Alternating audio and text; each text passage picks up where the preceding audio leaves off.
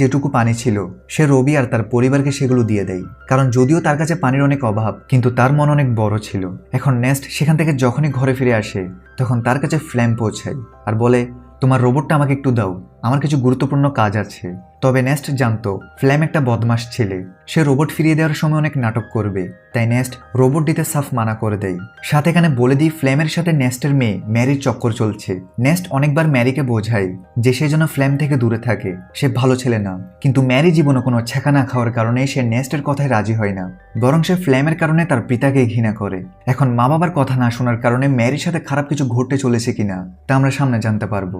এর পরের দিন নেস্ট আরেকটি জায়গায় গর্ত খুঁড়ছিল যেন সে সেখান থেকে পানি পায়, কিন্তু বড় মেশিনের পাইপলাইনের কারণে আশেপাশের সব এলাকা শুকিয়ে রয়েছে, তাই নেস্ট এখানেও নিরাশ হয়।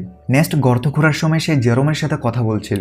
সে বলে, আমি যখন শহরে গিয়েছিলাম তখন সেখানে আমি একটা মেয়েকে দেখেছিলাম যার চুল তো ছোট কিন্তু দেখতে খুব সুন্দর। এখন তুমি বড় হয়ে গিয়েছো, তুমি বলে তার সাথে তোমার ফিক্স করিয়ে দিই।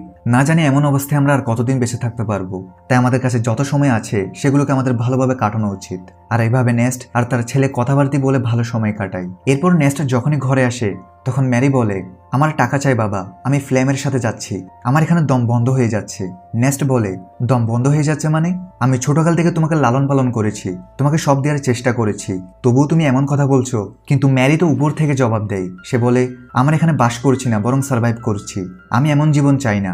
নেস্টের লাখ বোঝানোর পরও যখন ম্যারি মানে না তখন নেস্ট ম্যারিকে একটা রুমে বন্ধ করে জানালাতে প্যারেক মেরে দেয় যেন সে ফ্লেমের সাথে দেখা করতে না পারে। যার পরে নেস্ট যখনই সাপ্লাই দেওয়ার জন্য শহরে যাচ্ছিল তখনই সে জানতে পারে তাদের গ্যারেজ থেকে রোবট গায়েব। এটা দেখে তার অবস্থা খারাপ হয়ে যায়, সে টেনশন করতে থাকে। সে বুঝতে পারে এই কাজটা ফ্লেম ছাড়া আর কেউ করতে পারে না, তাই সে সেখান থেকে দ্রুত ওয়াটারম্যানের কাছে আসে যেন তাদের জিজ্ঞাসা করতে পারে যে ফ্লেম এখানে এসেছে কিনা। কিন্তু সে সেখানে আসতেই ম্যাক্স আর বাকি ওয়াটারম্যানরা মিলে তার উপর আক্রমণ করে দেয় আর সবাই মিলে তাকে মারধর করতে থাকে। তাদের কথা অনুযায়ী তুমি আমাদের সাপ্লাই চুরি করেছো, যেটা আমাদের কষ্ট অর্জিত ছিল, সেটা হয়তো তুমি অন্য কোথাও বিক্রি করে দিয়েছো। নেস্ট বলে, আর এটা কি বলছো তুমি? আমি তো নিজে জিজ্ঞেস করতে এসেছি যে ফ্লেম আমার রোবট এখানে নিয়ে এসেছে কিনা, কিন্তু উল্টো তোমরা আমাকেই মারছো।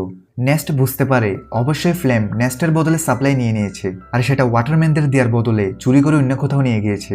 তাই নেস্ট যেমনি করে ওয়াটারম্যানদের থেকে নিজেকে ছাড়িয়ে ফ্লেমকে খুঁজতে থাকে আর বেশ কিছুক্ষণ খোঁজার পর সে ফ্লেমকে পেয়ে যায় এবং নেস্টের সন্দেহ সঠিক ছিল, ফ্লেমই সাপ্লাই চুরি করেছে আর সেটা সে আরামে খাচ্ছিল। তাই নেস্ট গান পয়েন্ট করে ফ্লেমকে ভয় লাগায় আর তাকে ওয়াটারম্যানের কাছে নিয়ে যেতে থাকে এটা বলার জন্য যে সাপ্লাই আমি নয় বরং ফ্লেম চুরি করেছে।